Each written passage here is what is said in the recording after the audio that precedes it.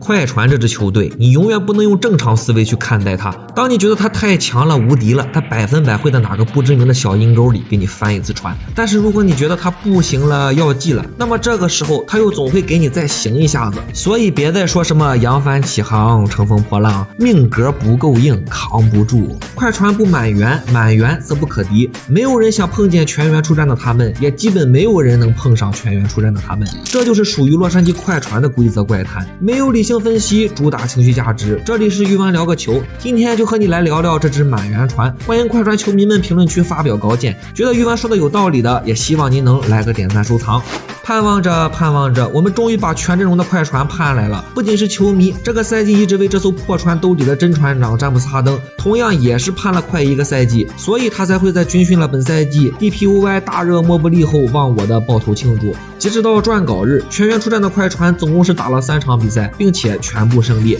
他们的3个对手分别是东部弱旅黄蜂、东部透明骑士和西部第5的灰熊，各个实力层次的对手全部都有。而快船在面对他们的时候所展现出的东西也足以让球迷们领略，这艘全部船员都能出战的快船到底是一支多么恐怖的球队。本赛季初的快船是以防守立足，进攻端除了登祖鲍3人组之外，其他的球员所做出的贡献极为有限。即便是小卡复出，但他自己也是先经历了一段时间的低迷和与其他队友们磨合的阵痛期。但随着他的恢复情况越来越好，状态逐渐回暖后，再加上赛季中期交易来的塞尔维亚神射博格丹也找回了手感，现在这支快船竟然能和联盟进攻效率第1的骑士打对攻 ，crazy！ 以往的快船是想要赢球，就是我打不进，你也甭想打进，慢慢磨死你我就赢了。输掉的比赛是我一开始不让你打进，但最后我没劲了，摁不住你了，你反扑了，我没辙了。面对骑士这种强队，只靠防守是赢不下来的，所以才有了那场比赛33分毁天灭地的战神卡和生日夜玩弄骑士内线双塔的祖尼尔，还有就是头不丢开了挂的飞吧乔丹。也正是有这些人的发挥，所以现在快船所能呈现的比赛内容是相当丰富。后卫线能单点爆破，锋线能无差别单打，内线还有大杀器可以低位强攻。旁边的哈登一看这老哥几个这么给力，心里肯定早就乐开花了，可能就连他自己也已经记不清楚上一次躺赢是什么时候了。这一幕就非常像极了星爷电影《少林足球》里的这个经典桥段，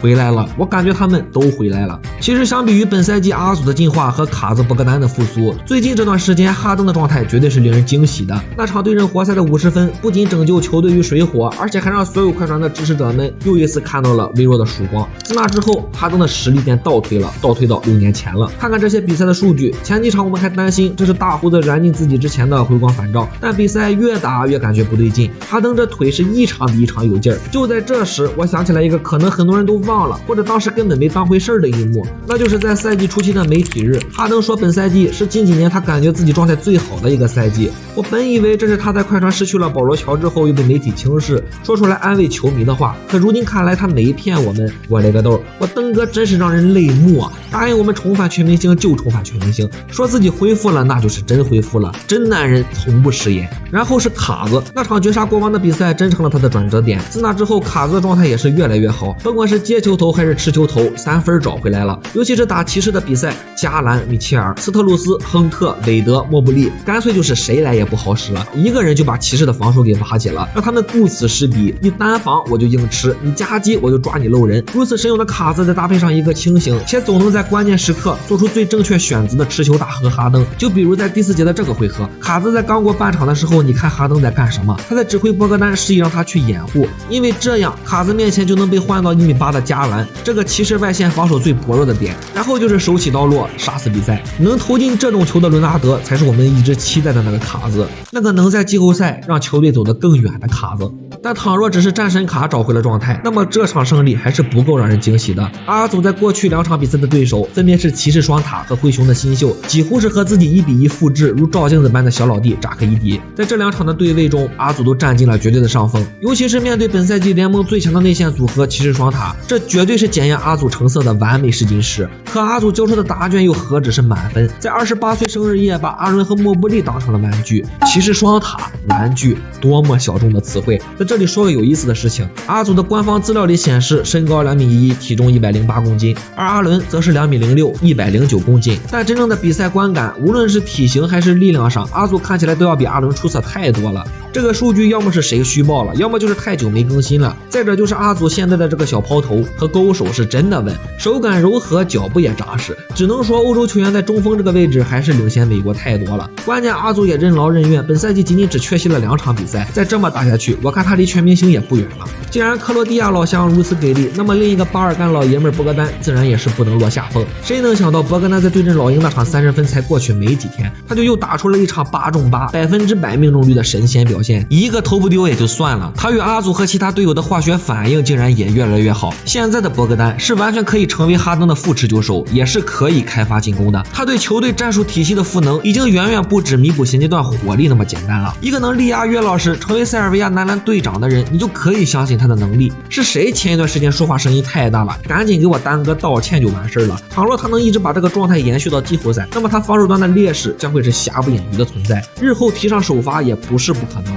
另外再补充一点，博格丹的复苏离不开詹姆斯哈登对他的鼓励。我知道说到这里肯定有人说，哎呀，你们这些灯迷是真不要脸，什么都能说成是哈登的功劳。对于这种言论，我只能说你对哈登这个人和快船这支球队的了解太少了。博格丹现在对哈登绝对就是一个 respect 的状态，不是对球队老大的阿谀奉承，就是打心眼里敬佩的那种。我现在就展示一些博格丹在入队后对哈登的一些看法和评价，你们来看一看是不是这么回事。联盟这么多球员都钟爱哈登的球鞋，但你再看看哈登9发布会上站在登哥身边的人是谁？现在你告诉我，我有没有乱说？回答我。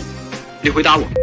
常规赛还有1个来月的时间就要迎来收官，在各支球队冲刺战绩、稳固排名的时候，伤病潮也不可避免的出现了。但快船却在这个时候迎来了全员健康，这无疑是现在对他们最为有利的一个优势。病号是都出院了，可大夫疯了。主帅泰伦卢因为背伤已经缺阵了好几场了，但代理主帅布莱恩肖的执教却是让人满意的。他与卢指导最大的区别就是在用人方面，不迷信某个特定的球员，坚持谁状态好谁就多上的原则，暂停叫的也及时。如果可能的话，希望卢指导别着急回来，再让肖多带几场。也希望范格迪的家人能早日恢复健康，让他能放心回归工作。接下来快船将迎来一段魔鬼赛程，无论是面对全联盟战绩第1的雷霆，还是与骑士的2番战，这些对决无疑都是能检测全员快船的上限的重要场次。是昙花一现，还是真的有实力，就看接下来的发挥了。这里浅说一个不太能聊的话题哈，你们敢信吗？这个赛季最信任快船的竟然是博彩。据说博彩一直认为在西部全员的快船除了雷霆谁都不虚，甚至打骑士的那场也是让分。这里我就不放图了，一个是我不知道在哪找，二是能找着我也不敢放，有懂的朋友可以自己去看看是不是这样，这方面我就不细聊了，我怕视频被抬。好了，以上便是本次视频的全部内容。您别把我当篮球博主，就把我当一起看球的小伙伴。有说的不合您心意的地方，您多担待；说的有失偏颇了，也欢迎您留言指出，咱们友好交流。